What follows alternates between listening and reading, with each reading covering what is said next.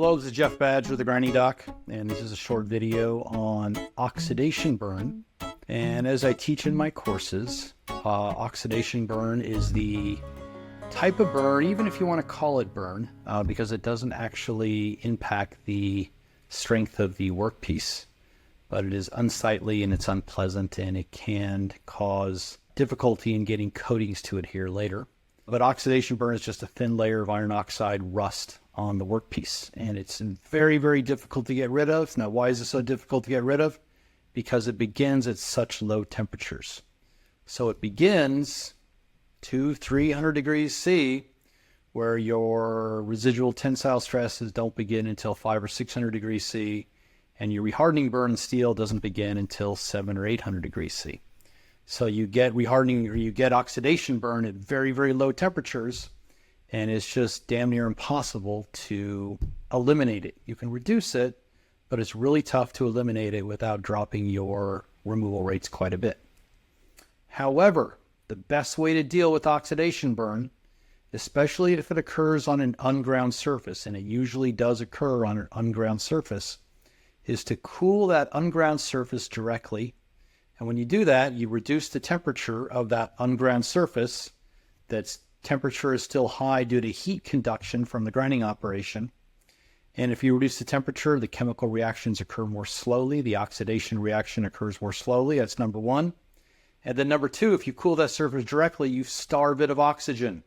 For oxidation burn to occur, for the iron molecules in the workpiece to combine, or in this case, it's not even iron. I'm going to show you an example of carbide.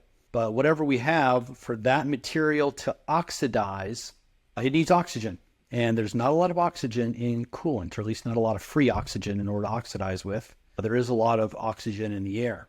So this was a company some years ago I was visiting. They were grinding carbide and they were getting oxidation burn. Yes, you can get oxidation burn in tungsten carbide. And they were grinding these little thread-like teeth thingies. And this was a cylindrical operation. And they said, hey man, we're getting oxidation burn on the left side of the grind, but not on the right side of the grind. And we can't quite figure out why, but whatever the reason, we want to get rid of it.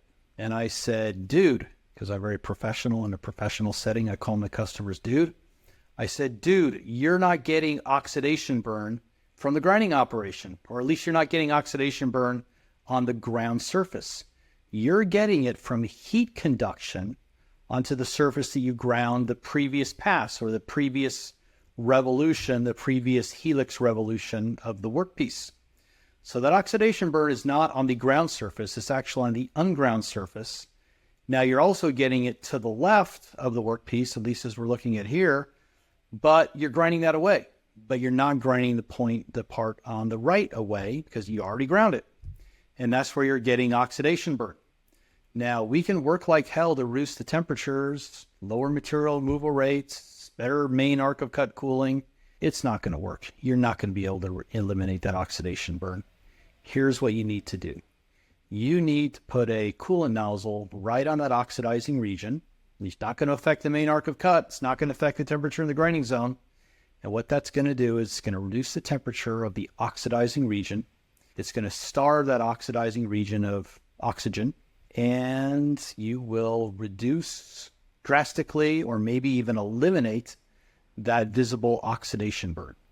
And that's the only way you're going to do it. You're not going to do it with a better wheel. You're not going to do it with a sharper dress, although you don't really dress diamond wheels. You're not going to do it with a sharper true. You're not going to do it by sticking the wheel.